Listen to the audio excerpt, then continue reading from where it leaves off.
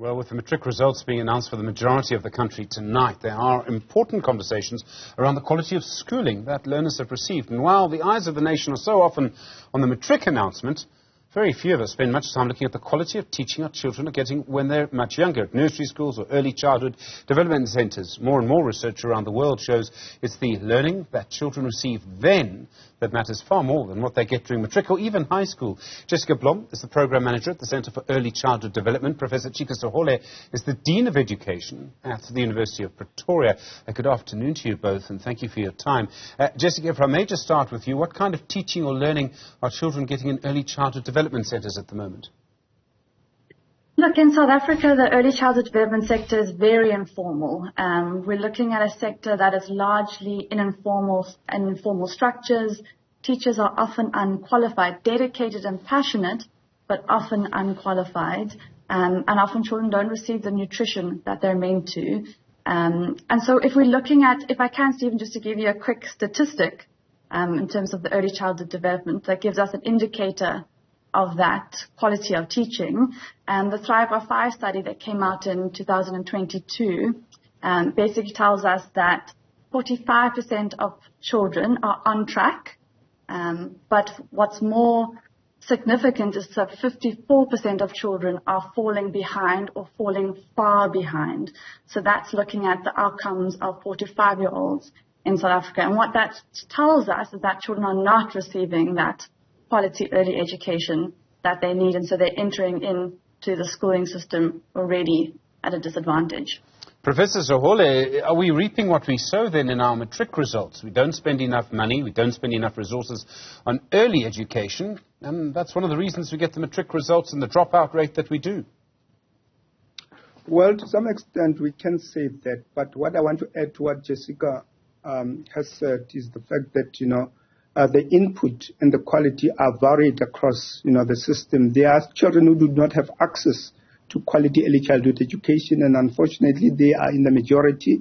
And there are those that do have access to quality early childhood education, and those who have got access to quality early childhood education, they are likely to have quality education throughout the education system. And those that are left behind, they always play a catch-up, and that also manifests in the matric results, if one may put it that way. So in other words, Professor, you see children who are dropping out halfway through high school. You can almost see immediately what kind of early education they had, or no early education in many cases. Well, it's not only a matter of early education which they got, but there are other, factors that impact, on dropout rate.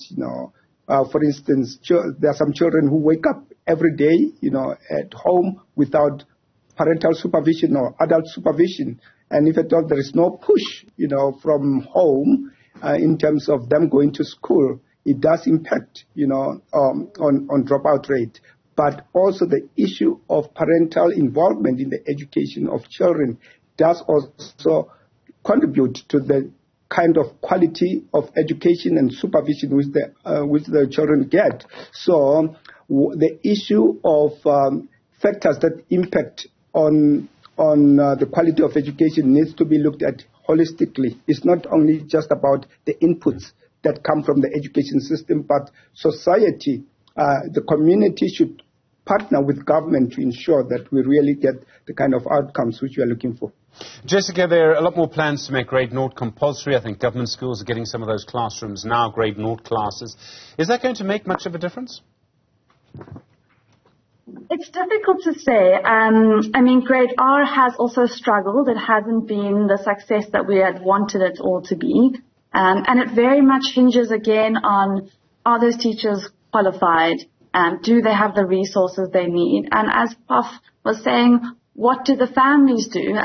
Early childhood development doesn't just happen in the classroom. It's, do parents read to their children at night? So it's also, again, having to look at it in a holistic way and seeing, with all those factors together, will that help? But we do know from the research that kind of having 2 years of quality ECD significantly gives children a better chance to do well at school.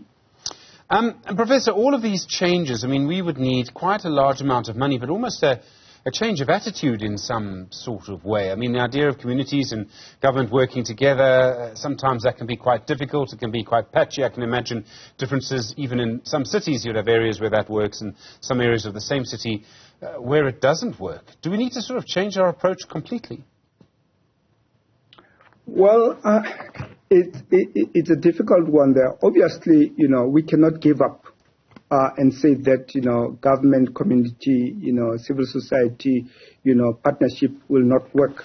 We must keep on trying because at the end of the day, we know there are kind of outcomes which we want, and whoever can make a contribution with a view to making a difference should be welcome into this space to try and really make sure that our children get the kind of quality education, but also leave the basic education system with something they can be able to put to use. Jessica, would all of this require a lot more money? I mean, if we want to improve the quality of the learning, we want to change the approach, it will require more resources. And it is amazing how much time and attention we give high school and how much time and attention we give the matric announcements, when in fact it's the early learning is where we're failing.